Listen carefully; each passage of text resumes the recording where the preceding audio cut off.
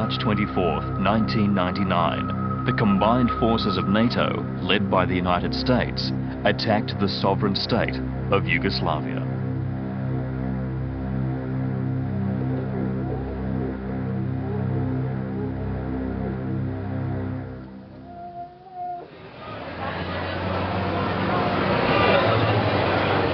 On June 20th, 2000, people from at least 16 countries who have led a movement against NATO's war gathered at the Martin Luther King Auditorium in New York to hear evidence and render a verdict regarding charges of crimes against peace, war crimes, and crimes against humanity in Yugoslavia.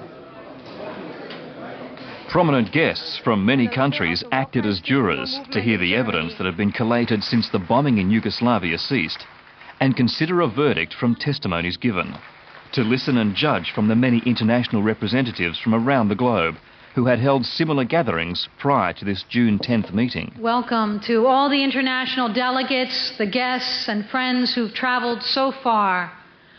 We open this final stage of the International Tribunal on U.S.-NATO war crimes in Yugoslavia. This effort of many months and hundreds of organizers in cities around the world. Today's tribunal on NATO war crimes marks the one-year anniversary of NATO's occupation of Kosovo. This tribunal and the European Tribunal held in Berlin on NATO war crimes just last week, and the final meetings held in Rome last week, along with meetings in Moscow and Kiev and Athens, will resonate and will become the judgment of history. It's a crime against peace of initiating war that we will focus on today. This was a premeditated crime that involves the cynical use of outrageous war propaganda. What we do here today and in the hearings that have already been held will resonate. It will become the judgment of history, and it will plant a resistance for the future. NATO means continuing war crises and colonial domination. Here at home, it means greater poverty, racism, and repression. These proceedings will be published, circulated, reprinted, and broadcast. In a year of coordinated action, the demand "abolish NATO" has taken hold, and it will become a global demand. Abolish NATO. Distinguished judges, members of international delegations that have journeyed far to be with us, ambassadors from a number of nations who are in attendance this morning and later today. Many long roads, some dangerous and deadly, have brought us here to this place and moment, and also brought volumes and volumes of evidence gathered in scores, hundreds actually, of investigative activities, scores of tribunals accumulating and evaluating and sorting evidence so that these judges can review it on one of the most comprehensive crimes ever committed against a large and beautiful nation and peoples at any time in history. There are 19 crimes. I can't go through all of them, but you really have to keep them in mind because each is very important in its way. As you go through the evidence, listen well, think hard, and judge truthfully. Thank you.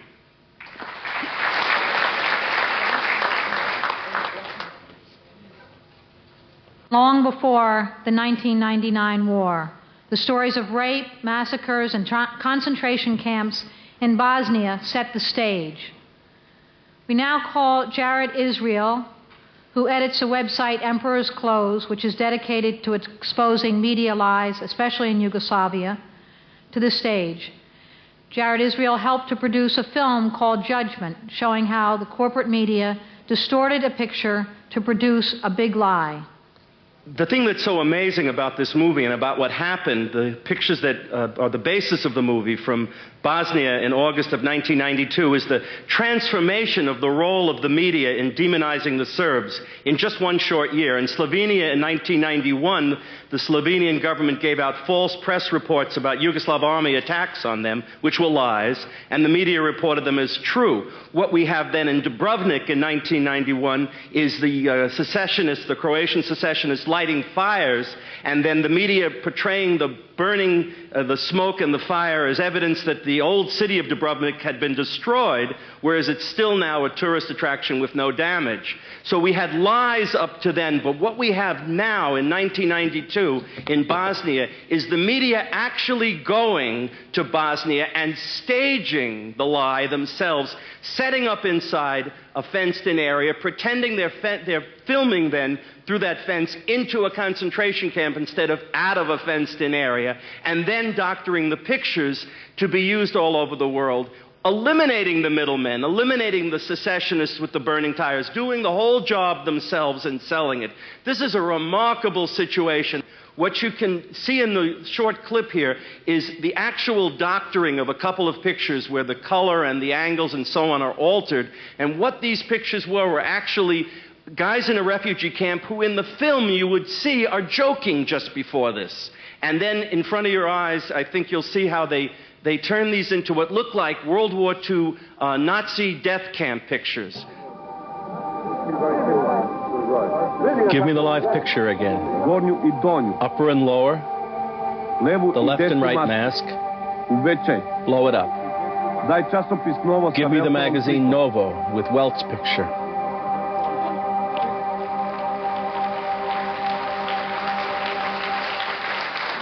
We call to the stand Michel Collon, Belgian author of 2 books on the Balkans, Liar's Poker and Monopoly, and contributor to the weekly newspaper Solidaire. Well, it has been said that there is no oil in Yugoslavia, so the war must be humanitarian. So let's just listen to General Michael Jackson, commander of KFOR in Macedonia and then in Kosovo. Today it is, he says, absolutely necessary to guarantee the stability of Macedonia and its coming into the NATO, but we will also stay long enough to guarantee the security of the energetical corridors that are going through this land. What is this, the corridors? Well, it's a huge project from the European Union, means a very modern highway, railway, pipeline, gas line, and also telecommunications passing through Yugoslavia.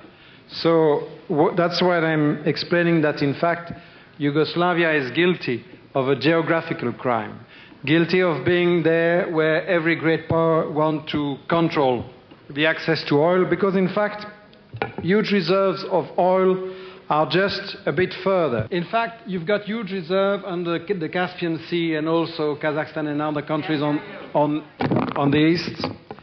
And from there, you've got 3 possibilities of pipelines. One is through Chechnya, one is passing just above Nagorno-Karabakh and Georgia, and the third one is only a project. It would cost a lot of money more, but that is the US project, is going through Kurdistan. So you see that everywhere that you've got a pipeline, a road to oil and gas, you've got wars so-called impossible to understand, but in fact wars for oil and gas.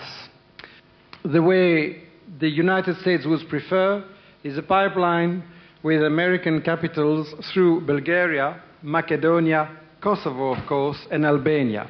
And from there, with bridges, to Italy and so on. So you've got also a dimension. Everyone wants to control Yugoslavia, but also there is a rivalry between Berlin and Washington who will control and define the road for access to oil. If it can be shown on the next map what is going further, here you see the Danube, strategic way of communication for the next century for all this oil, gas and other materials going through the Rhine, the Main, and from there to Hamburg and Rotterdam. So every great power, and especially Germany, wants to control this strategic access. These are the motives. Now we have to examine the steps they took to carry out the war. How then did NATO launch the war? We call to the stand Roland Keith, a monitor for the observer mission that was supposed to maintain the peace in Kosovo in 1998, before the war. Can you testify about the role of the Organization for Security and Cooperation in Europe's observer mission in Kosovo and Metohija in 1998? American diplomat Richard Holbrooke met with Slobodan Milosevic and on October the 16th cut a deal that would see the establishment of a Kosovo verification mission established under the Organization for Security and Cooperation in Europe. Now, this organization, with the end of the Cold War, should have taken the place of NATO and all other military pacts in the North. Unfortunately, it did not. As an OSCE verifier with the Kosovo verification mission, I arrived in Kosovo in the early weeks of 1999. My task was to, with an area of responsibility of roughly 10 kilometers by 10 kilometers, was to provide monitoring and ensure that, any violations that took place were investigated. We did this. The mid-intensity insurrection was starting to intensify. Several of these firefights I was personally in when fatal casualties were inflicted. However, on March the 19th, the last day before our evacuation and the commencement of the war, the OSCE reports from myself and throughout the province of Kosovo said there was general stability with increasing tensions. Now, this is not a scenario of mass humanitarian disaster or impending disaster. And this was the situation then when we were ordered out and the bombing commenced some 4 days after. As I've argued elsewhere, this was a failure of diplomacy. We should have reinforced the verification mission. We should have built up the reconciliation and the stability within the province rather than going to war in this ill-conceived, ill-prepared, and illegal war. Thank you very much. Next, we call Richard Becker to testify. He has written and spoken extensively on the role of the talks held in Rambouillet, France, in February and March of 1999. Following Racak came Rambouillet, the next critical step in the drive toward war. When the real content of the Rambouillet Accord became known, which wasn't until 3 weeks after the bombing began, we labeled it a declaration of war disguised as a peace agreement. There is no question that the Rambouillet Accord was never intended to bring peace, but instead just the opposite. This is confirmed by even a superficial examination of what the Rambouillet Agreement demanded from Yugoslavia.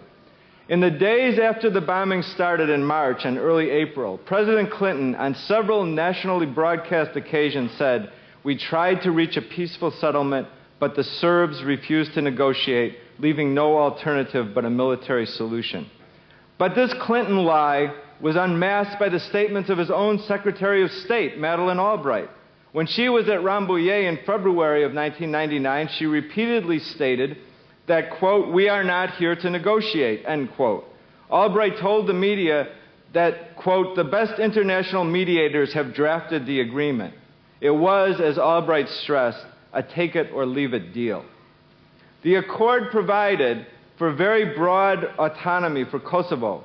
As had been reported in some of the big business media, the Yugoslav government indicated its willingness to abide by the autonomy part of the agreement, but rejected the occupation of Kosovo, a province of sovereign Yugoslavia, by a 28,000-strong NATO ground force. The Yugoslavian government made it clear at the same time that it would consider other forms of quote-unquote peacekeeping forces, but not NATO. But the Rambouillet Accord went much, much further. It required Yugoslavia to give unfettered access to all of its national territory to NATO.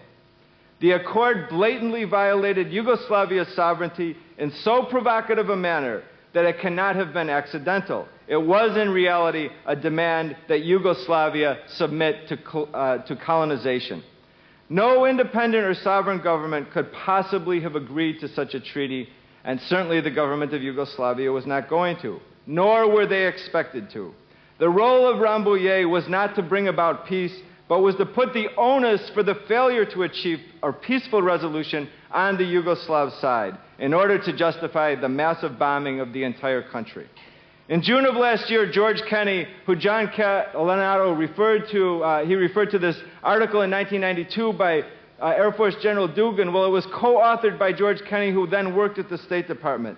And he wrote in the June 14, 1999 Nation magazine that, quote, an unimpeachable press source, unquote, had informed him of how a senior State Department official had bragged during the Rambouillet talks in an off-the-record press conference or discussion with many of the big media that, quote, the U.S. had deliberately set the bar too high for the Serbs to accept, end of quote, and then went on to say, because, quote, they needed a little bombing in order to see reason.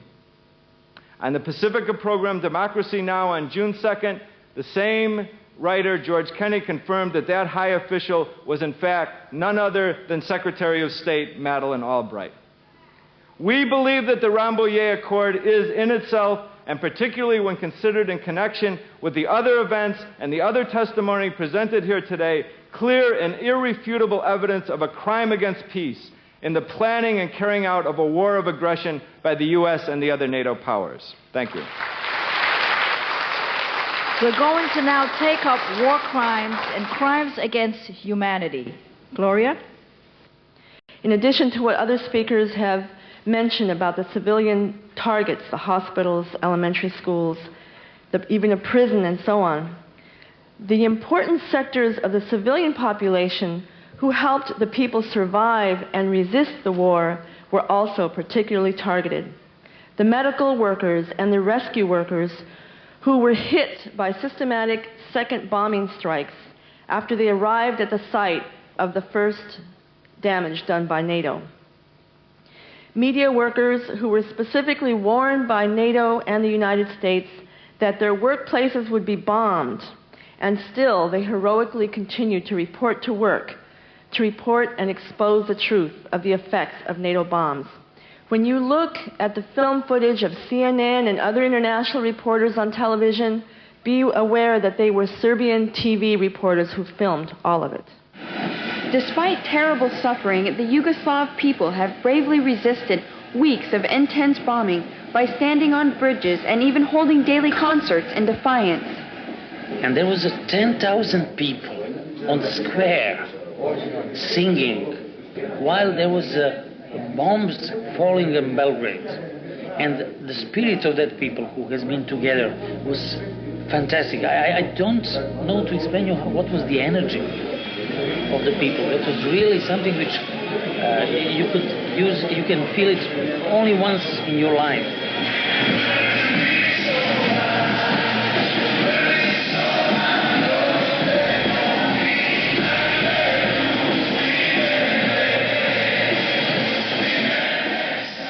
Resistance and the heroic acts of medical staff, rescue workers, and media crews who were often at high risk in bombing attacks.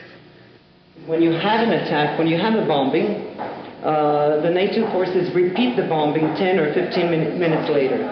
So sometimes you don't know what to do, whether to wait, and those 15 minutes can be tragic for you. They may be too late to help somebody if you wait, And then, everybody cannot wait. They go, and sometimes people who are helping the victims are killed during the second attack.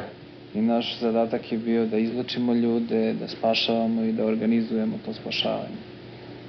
Ovo što se meni desilo, desilo se ispred komande u najstružem centru Beograda. Stigli smo 10 minuta posle prve eksplozije i odmah posle prve usledila je druga. To je ono što je u istoriji ratovanja nezapamćeno, da se sačeka 10-12 minuta, da se krene u neku intervenciju i da se posle toga udari na lekare i na spasioca.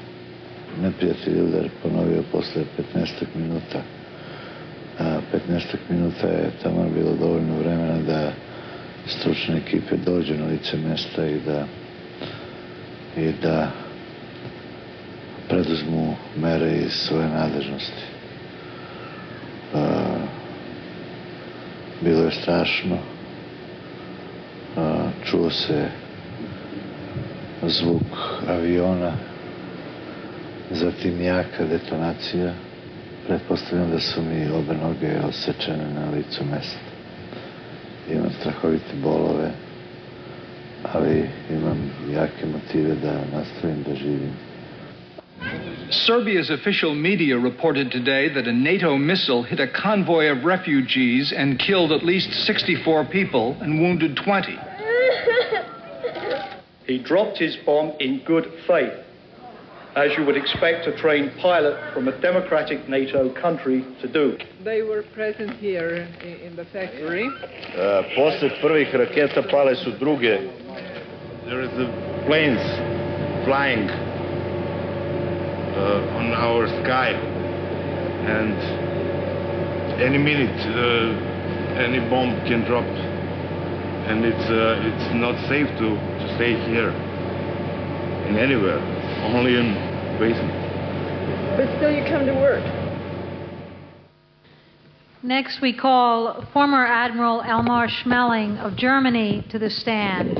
Admiral Schmahling is a former intelligence officer in the German Navy and has been a leading spokesperson for the German European Tribunal. Our question to Admiral Schmahling is, would he speak about the weapons of NATO and their impact on the civilian population and their legality?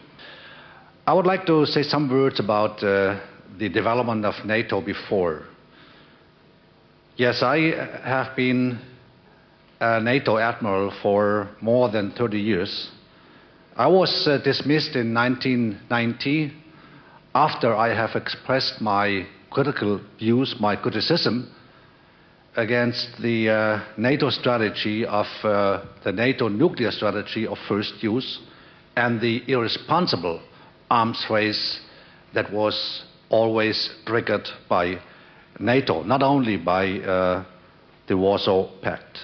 So since then, I have been and I'm still cooperating with the peace movement and with anti-militaristic movements internationally and nationally. I have followed and I follow very closely the change of NATO, the change of US politics and the change of European politics from a posture of defense to a new politics of intervention and of aggression. Since 1990, about the time of the fall of the wall, NATO develops more and more, developed more and more in this direction, now issuing or having issued on the 24th of April last year this new so-called strategic concept that makes NATO an aggressive organization that supports the Western type of capitalism, of economy that pressures all the rest of the world. So Germany also, with the armed forces that have built up only for one single purpose, namely to be part of a defense alliance And that is the reason why the German constitution says that German armed forces must not be used except for defense. And that means homeland defense. So Germany now is on the way within a militarized European Union to follow this avenue to an interventionist force and preparing for intervention whenever and wherever economical interests are at stake. So this war, this illegal aggressive war, this aggression against Yugoslavia was the first model, it was the first test for the implementation of this new politics from US, NATO and European Union. When I studied the course of action during this war, and when I studied the effects of the war and the weapons being used, it came very clear to me that there was no question of waging a war under the traditional customs and law of war. No. The heads of governments and states wanted from the beginning, it was their plan to wage a war against Yugoslavian, Serb, civilian infrastructure, to hit and destroy the most important component of the civilian infrastructure in order to hit the society. So that is the reason why they did not really want to destroy the Yugoslavian armed forces. They wanted to destroy a country and a society. So the lesson to be learned from this very, very sad story, the lesson to be learned is that we, the people, have to stop this avenue, this dangerous, inhumane and also stupid avenue of United States, NATO and Europe. And I'm very glad that Ramsey Clark and his supporters in this country now have started this very important thing of abolish NATO, because NATO is a criminal organization that must be abolished. Thank you. We now call Serb-American composer and anti-war activist Milos Raickovich to the stand. And we ask Milos Raickovich to comment on the destruction of churches and cultural sites in occupied Kosovo, Metohija. The official name of the Serbian region under NATO occupation is not just Kosovo, as it is widely known by, but rather Kosovo and Metohija. The word Kosovo comes from Serbian, Kosovo Polje, or the field of the blackbirds, while Metohija means the land of the monasteries. This is extremely important. By dropping the name Metohija out of the region's name, NATO propaganda and the mainstream media are ignoring the fact that this is the land of more than 1,400 Serbian medieval churches and monasteries. To this day, the number of destroyed shrines is unknown because many are located in the areas where Serbian priests and monks have no access to, due to the terror imposed by the KLA and NATO. The number of documented destructions, according to the evidence collected by the May of this year, was around 100 destroyed and desecrated churches and monasteries. Most of the shrines were destroyed in the US, Italian and German zones, while the number of ruins is slightly smaller in the zones controlled by the British and French. To sum up, in the first year of NATO occupation, more Serbian Orthodox churches and monasteries were destroyed than during the 500 years of the Ottoman Empire's occupation of Serbia. The only way to stop this kind of destruction is the return of the multicultural society under the protection of the Serbian and Yugoslav authorities. Let's hope that Vietnam does not repeat here, and that NATO, KFOR, SFOR, UNMIK and the KLA terrorists will withdraw from the region and disband, before they're all defeated and expelled by the people of the Balkans. Long live the multicultural Serbia with all of its 27 minorities. Long live Yugoslavia. We now call Professor Michel Chossudovsky to the stand. Michel Chossudovsky is an expert historian and economist. He has made detailed studies about the role of the so-called Kosovo Liberation Army and its ties to U.S. and German intelligence services and to organized crime. Michel Chossudovsky, if you could please explain these connections. Beneath the military operation, there is the covert intelligence apparatus of the CIA and Germany's Bundesnachrichtendienst, the BND, which historically have supported insurgencies through the laundering of drug money. What we have is Oliver North and Iran-Contra Gate replicated in the Balkans, financing criminal organizations, in this case the Kosovo Liberation Army.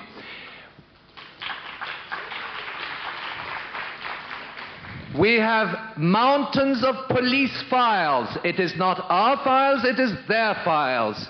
We have congressional reports. We have statements of Western NATO politicians acknowledging that the KLA is linked to the multi-billion-dollar drug trade. It is linked to the grey wolves in Turkey. It is linked to the Albanian mafia. It is linked to the Italian mafia. But behind these mafias is NATO, and behind NATO is Wall Street. If you look at the picture, you have another individual here who is Michael Jackson. Michael Jackson is known as K4 Commander, peacekeeper, British gentleman. But if you go back in history, he was second in command of the Bloody Sunday Massacre in 1972 in Northern Ireland, which is currently, 28 years later, it is in the British courts. And what does the British government say? Because Tony Blair brought it to the courts, it may backfire. He says there's no evidence that General Jackson, who has been promoted, actually fired a shot. 14 civilians were killed. He was head of the platoon, and they shot civilians. And in 1995, he was posted to Kraina, where he linked up with Cheku, with the MPRI, the US mercenaries that planned Operation Storm and the massacres in Kraina. What was his mandate?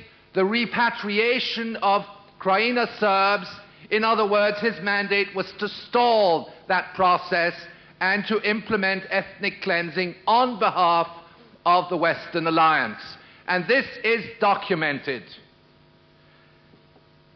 General Wesley Clark, I just want to mention, because it's not always known, that General Wesley Clark was involved in domestic warfare because he was the commander. When he was in Fort Hood, Texas, he was commander of the military assault on behalf of the FBI and the ATF, leading to the death of more than 90 men, women, and children in Waco, Texas. This is the assault on the Branch Davidian massacre in 1993. Now, finally, if you look at the picture, you have another individual here, Bernard Kouchner, United Nations Special Envoy. He so happens to be the 1999 Nobel Peace Laureate. Mingling with war criminals, but I think we must understand, that the United Nations appointed Adm Ceku. This individual is responsible, I should say this individual responding to instructions of the Secretary General of the United Nations, Kofi Annan, is responsible for the installation of the Kosovo Protection Corps and the nomination of an alleged war criminal to head it. Now, bear in mind that this is perhaps the most important violation of everything that we can possibly examine. It is, you have a UN body, the Hague Tribunal, that states that this individual is an alleged war criminal, and the UN Tribunal is responsible to the Secretary General of the United Nations and reports to him, and he appoints as a UN official somebody who is a war criminal according to UN files. Now, what does that mean? It means we're in trouble. It means that the United Nations system is criminalized. That's what it means. Scott Taylor will be the last testimony in this session. He is a former soldier who now publishes the Ottawa-based magazine Esprit de Corps, which is a magazine that's celebrated for its unflinching scrutiny of the Canadian military. He's also appeared regularly in the Canadian media as a military analyst, and we want to ask Scott Taylor if he could tell the tribunal something about the expulsion of the Serbian population from the Krajina in Croatia, and also about the role of the KLA's General Ceku and his participation with the U.S. military. Scott Taylor. Thank you. I was one of the few Western reporters who got into Yugoslavia during the bombing campaign, and since we're allowed to promote it, I did a book on that experience, being inside Serbia and Kosovo, from reporting from the opposite end of Jamie Shea's spectrum. And because, as she mentioned, I'm focused mostly on Canadian military and as a former soldier, and Canada was participating in the conflict.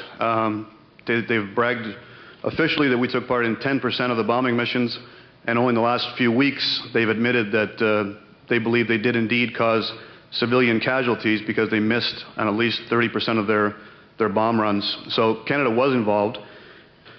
One incident in particular, in 1993, there was an incursion by the Croat forces into 4 villages in what's known as the Medak Valley, and the Canadian soldiers eventually fought back. They had a 4-day battle with Croatian troops in which we lost 4 wounded, and we killed or wounded 35 Croats in that engagement. But at the end of that, the Croats, before withdrawing, ethnically cleansed the 4 villages. Everybody that was alive was murdered, and the women had been raped first. All of this taking place in full view of several of our soldiers. And these guys, some of them are former comrades of mine. It was my old unit that was there, and they were traumatized for life by what they saw. They were told not to worry about it, record it, and people will be held accountable for those actions at a war crimes tribunal. Well, in '95, in that same region, Operation Storm was launched. Canadian officers knew that Americans were providing advisors in terms of the tactics. Americans were providing air support, and American satellite intelligence had been shared with the Croats, even down to pinpointing the Canadian bunkers that were in the no man's land at the time. All that involvement was openly discussed by Canadian officers, and when the first wave of Croats came and took our soldiers prisoner, it was found out that they weren't Croats at all, but they were German mercenaries. That was also reported, never made it to the press. And of course, after having cleansed the 4 villages in the Medak in 1993, the Serbs that lived in the Krajina didn't want to take their chances with the Croat forces, and they fled en masse. Some 250,000 people fled in a massive ethnic cleansing of that region, which the Canadians were there to witness.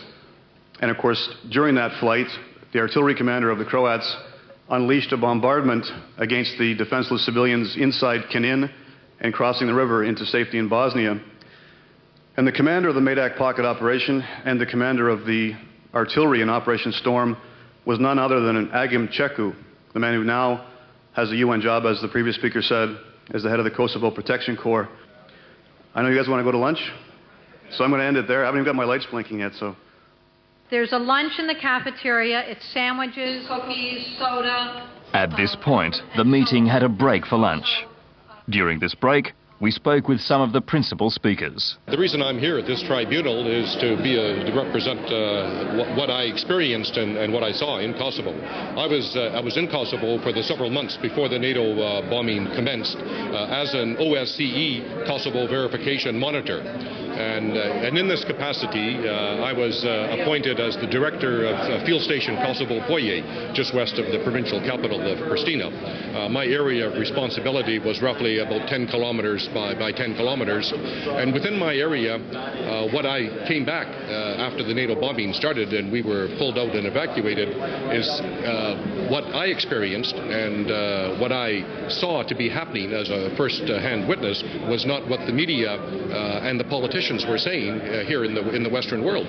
So I immediately came back and gave my version, which is why I'm here today. It's undeniable that the Serbs have been demonized deliberately by the U.S. State Department for some time now, and even actions that our soldiers were involved in were unreported. Even in Canada, they would engage in a 4-day battle in the Medak Pocket, where we had four soldiers wounded, and we killed and wounded 35 Croats. And of course, 4 villages were ethnically cleansed by the Croat Special Forces, and none of it got reported. It took 3 years before it came out in the press in Canada, and our parliament wasn't even briefed until 1998, 5 years after it took place. So if Canada's not hearing about it, then obviously people are getting a wrong impression or a false impression of what was happening in the Balkans, and most of the Canadian public has been indoctrinated by what they hear on American TV. I have served within the German Navy or the German Armed Forces belonging to NATO for more than 30 years. So I know quite well. NATO is a defensive alliance, an alliance of countries who have a common treaty saying in Article 5 that they would support each other whenever they are attacked. But who attacked NATO? In this case, the Yugoslav case. Yugoslavia is an entire sovereign country, and Yugoslavia did attack nobody. What happened in Yugoslavia was a civil war between a minority using terrorist means in order to separate from the country. So, if you want, what happened in Yugoslavia was about the same what happened in Northern Ireland, in Spain and other countries. So this was an entire, let's say, private case for Yugoslavia, and no reason to intervene. So, and therefore, NATO intervening there broke all the international law, attacking, aggressing, and bombing a sovereign country. Immediately after lunch, various workshops were held within the building. These meetings were designed to discuss at length and examine key aspects of the many war crimes committed during the 78 days of the bombing of Yugoslavia by NATO. The agenda at the first workshop was the media and war propaganda. The second workshop discussion highlighted the planning and preparation of war. The post-Cold War period is one of acquisition of tremendous wealth through debt, okay? And how they do that is essentially they implement the privatization program, and the privatization program is there to pay back the debt, and the multinationals come in and acquire these assets at virtually very, very low cost. At the third workshop, the subject was current conditions in Kosovo. My name is Doug Rocky. I had the responsibility for all the depleted uranium cleanup after the Gulf War, and I was the project director for the Department of Defense DU project. We developed all the environmental remediation procedures. The initial environmental assessment done in Kosovo was done in early May of 1999. That report found extensive contamination from the infrastructure destruction, from uranium, from conventional munitions. You can go to the EPA 1993 document that identifies all of the hosts and contaminants. According to the United Nations tried to release that report. The United Nations in Geneva, Switzerland, we're working together to get it all done. That report was totally squashed. According to the Geneva, Switzerland members of the United Nations, by the United States Department of Defense and NATO, deliberately squashed through the Secretary General at UN. So we knew we had a problem. We know for a fact uranium was in the cruise missile craters. We have verified that. We also suspected uranium was in the cluster bombs, the Adm and the Pedum. They don't want to talk about that. 31,000 rounds doesn't even make any sense because each fighter was firing at 4,000 rounds per minute with a mixture of 4 to 1. So we were firing 1,000 rounds of uranium munitions per minute in Kosovo. That was confirmed by the Pentagon in late April, right after we cornered them. Today, we got a nightmare. Today, we can't get environmental remediation. Today, we cannot get medical care. U.S. military, French, British, now South African, the guys from the Danes, everybody, they're all coming back sick. And as of last night, the Department of Defense senior representative in charge of all public affairs stated explicitly, no environmental remediation because there's not a problem, and no medical care because you have no correlation between exposures and health effects from military operations. That's a current update, as current as you can get. Following the workshops, summing up of the evidence began with the coordinator of the proceedings, Brian Becker. I don't know if anyone took a look at the New York Times today. It's not a great job to take a look at the New York Times, but it's interesting to see what they're saying is the official mouthpiece of the United States government and of the war. And it must strike everyone that today, on the anniversary of the NATO occupation of Kosovo, heralded as a moment of liberation for a persecuted national minority as it was presented, there is not one mention of the occupation of Kosovo. You would think on the anniversary of something that was supposedly so great and liberating that the United States government and all of its organs of mass media would be crowing about their achievements. And the truth is, brothers and sisters, they're not very proud about what's going on in Kosovo. They're deeply embarrassed about what's going on in Kosovo. They don't act like liberators, they act like thieves in the night. And they hope the whole world goes to sleep and forgets about the fact that since the occupation of Kosovo, hundreds of thousands of people have been driven from their homes, homes that they've lived in for hundreds and hundreds of years. And scores and hundreds of people have died, some from racist terror carried out by the NATO infantry. We're judging the specific acts by the United States government and NATO as they planned and prepared, conspired to commit this war, which we believe was a crime against peace, and their deliberate targeting of civilian infrastructure, which we believe constitutes war crimes, and the occupation and terrible savagery carried out by against the people of Kosovo as a crime against humanity. But we, regardless of what the judges decide, and we're hoping they decide the right thing, what we need to do is create an international movement, a real movement, linking all the people who are here in this room and the millions more who would like to be here and who wish us well and hope that we succeed into building a gigantic new international movement that greets the new millennium with a resounding cry, abolish NATO now! Former U.S. Attorney General Ramsey Clark now gives the summation.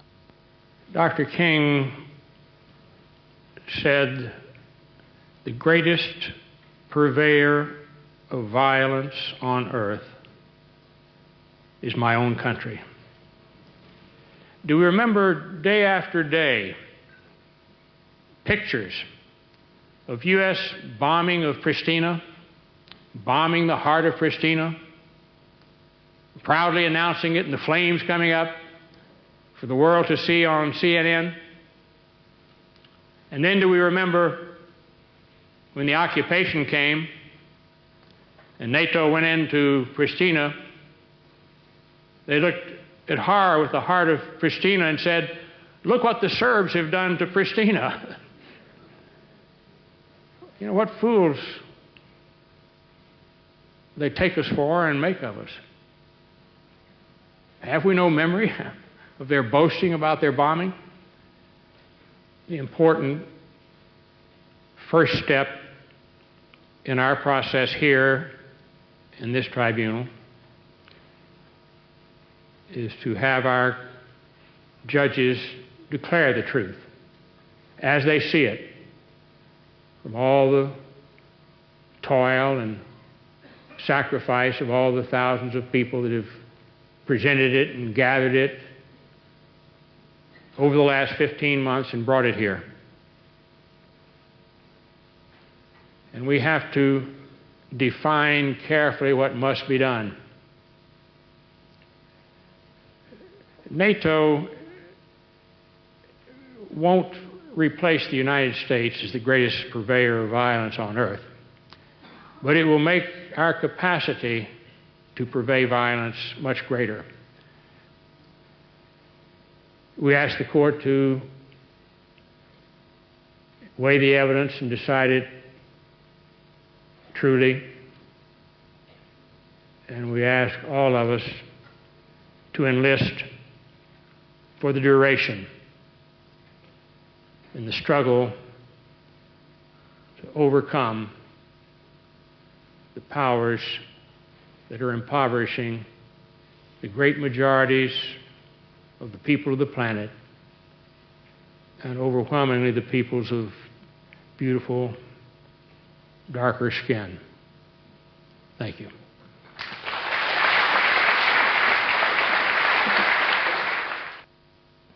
The members of the International War Crime Tribunal find the accused guilty.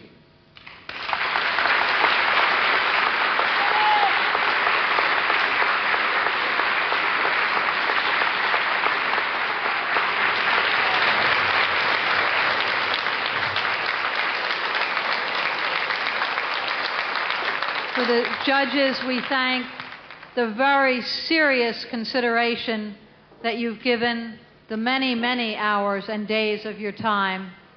And from here, we go forward in a new campaign to abolish NATO.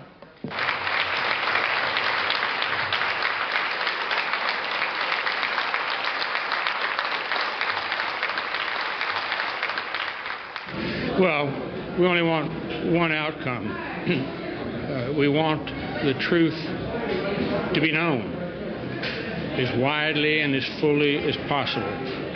Because if we can't stop this, what we have seen will be only prologue, and it'll get worse and worse. It's essential that we stop it. You know, we complain about Rwanda and we do nothing, and since Rwanda we've had 1.7 million killed in eastern Congo, 3 times what happened in Rwanda. Nobody pays any attention because of U.S. policies and because of foreign policies, overwhelmingly the same type of technique.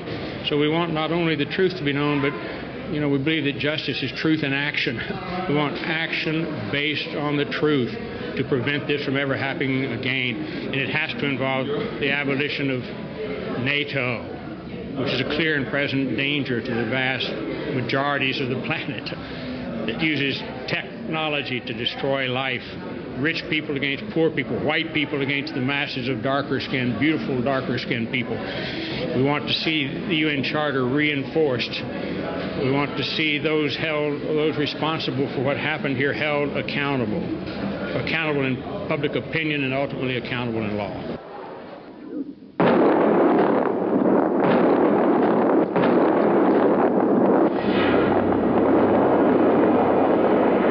NATO won't replace the United States as the greatest purveyor of violence on earth, but it will make our capacity to purvey violence much greater.